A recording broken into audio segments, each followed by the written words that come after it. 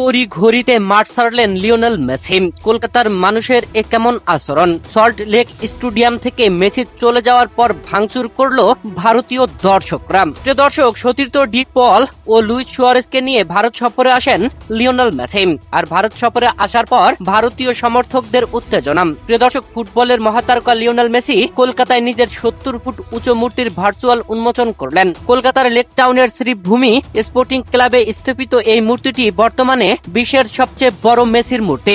তার Goa tour India 2025 পর্বে hotel থেকে ভার্চুয়ালি তিনি এটি উন্মোচন করে মুগ্ধতা প্রকাশ করেন। এই অনুষ্ঠানে মেসির সঙ্গে দেখা করেন বলিউড অভিনেতা শাহরুখ খান ও তার পুত্র আব্রাহাম মেসির সঙ্গে ছবিও তোলেন। মেসি শহরে আসার আগে শাহরুখ খান সামাজিক যোগাযোগ মাধ্যমে জানিয়েছিলেন তিনি কলকাতা নাইট রাইডার্স এর জন্য নয়, এসেছেন মেসির টানে। মেসির এই বিশাল মূর্তি নিয়ে বিশ্বজুড়ে ব্যাপক আলোচনা চলছে। বিদেশে তার একাধিক ফ্যান ক্লাব এবং জনপ্রিয় ক্রীড়া সাংবাদিক ফ্যাব্রিজিও রোমানো মূর্তির ছবি শেয়ার করেছেন। যদিও এর ছবি আগেই প্রকাশ্যে এসেছিল, এবার মেসি নিজে সেটি দেখে মুগ্ধ হন। নিজের অনুভূতি প্রকাশ করে তিনি বলেন, আমাকে এই স্বীকৃতি দেওয়ার জন্য ধন্যবাদ। এখানে আসা সম্মানের ও আনন্দের। আমি খুব খুশি এখানে আসতে পেরে। এই মুহূর্তটা সমর্থকদের সঙ্গে ভাগ করে নিতে পেরে ভালো লাগছে। আর্জেন্টিনা দলের প্রতি এই শহরের ভালোবাসা আছে। মেসিকে এক ঝলক দেখার জন্য সমর্থকদের মধ্যে উন্মাদনা ছিল তুঙ্গে।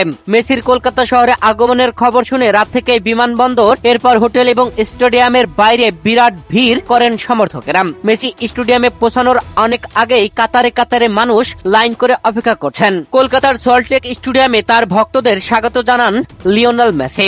এখানে একটি প্রীতি ম্যাচ ও একটি সংবর্ধনা অনুষ্ঠানের আয়োজন করা হবে। তবে সমর্থকেরা এতটাই ক্ষিপ্ত হয়ে গেলেন যে স্টেডিয়ামের গ্যালারিতে থাকা চেয়ার ভাঙচুর করে মাঠে ঢালাচ্ছিলেন। মেসি অল্প সময় ছিলেন মাঠে, আর এতে ক্ষুব্ধ ভারতীয় সমর্থকরা। মাঠে করা স্টেজগুলো ভেঙে দিয়েছেন ভারতীয় এই সমর্থকেরা। প্রিয় দর্শক, ভারতীয় সমর্থকদের এমন আচরণ আপনারা কিভাবে দেখছেন জানাবেন কমেন্ট করে।